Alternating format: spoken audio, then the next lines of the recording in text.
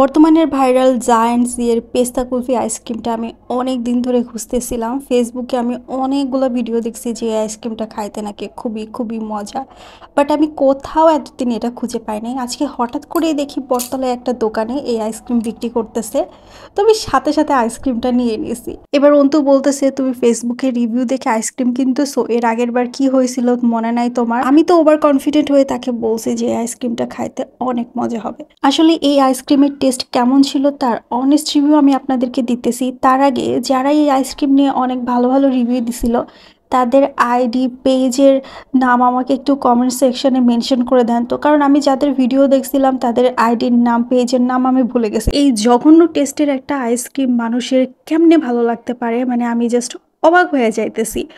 এই আইসক্রিমটা খাওয়ার সাথে সাথে আমার মনে হয়েছে আমি 10-12টা আগরবাতি গুঁড়া করে খায় ফেলছি। মানে এত কড়া গন্ধ, গোলাপ জল দিয়ে ভরে রাখছে, পুরো আগরবাতির মতন স্মেল লাগে। আমি অনেক জোর করে 2-3 চামচ খাইছি, এরপরে আসলে কোনোভাবে খাওয়া সম্ভবই হয় না।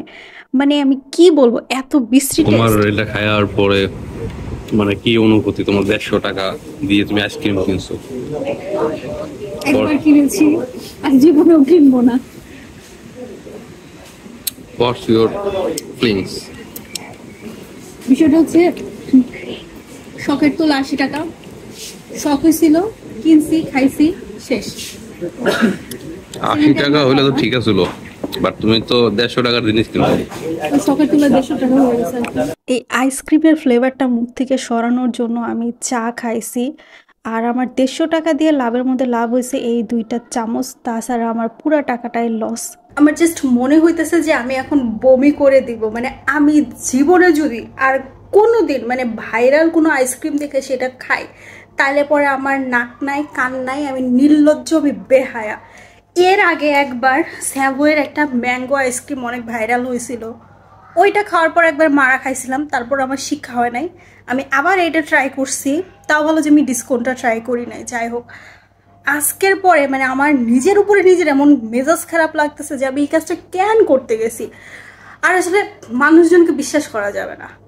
যারা এই আইসক্রিম নিয়ে ভালো রিভিউ দিছে তারা অ্যাকচুয়ালি লেজ কাটা শেয়াল। তাদের লেজ কাটছে, তারা মানুষের লেজ কাটানোর জন্য এটা নিয়ে ভালো রিভিউ দিছে। নইলে এই আইসক্রিম কারোর ভালো লাগতে পারে ভাই? ইম্পসিবল। মানে এটা একটা জঘন্য জিনিস। মানে ওটা খাওয়ার পর থেকে আমার এত খারাপ লাগতেছে, আমার মনে হইতেছে যে আমি কি খাবো, কি খাইলে পরে মানে আমার ভালো লাগবে, আমার ভিতর থেকে এই স্মেলগুলো চলে যাবে। মনে হইতেছে যে কি 10-12টা আগরবাতি চাবায় রাখছি। মানে কেমন যে বিশ্রী লাগতেছে আমি আসলে বলে বুঝাইতে পারবো না। সো আমার মতন যদি আপনারা কেউ থেকে থাকেন যে যারা এই আইসক্রিমটা ট্রাই করার কথা চিন্তা ভাবনা করতেছেন, প্লিজ খায়েন না। 150 টাকা অনেক টাকা, এই টাকাতে ভালো কিছু খান, বাট এই বাজে জিনিসটা খায়েন না।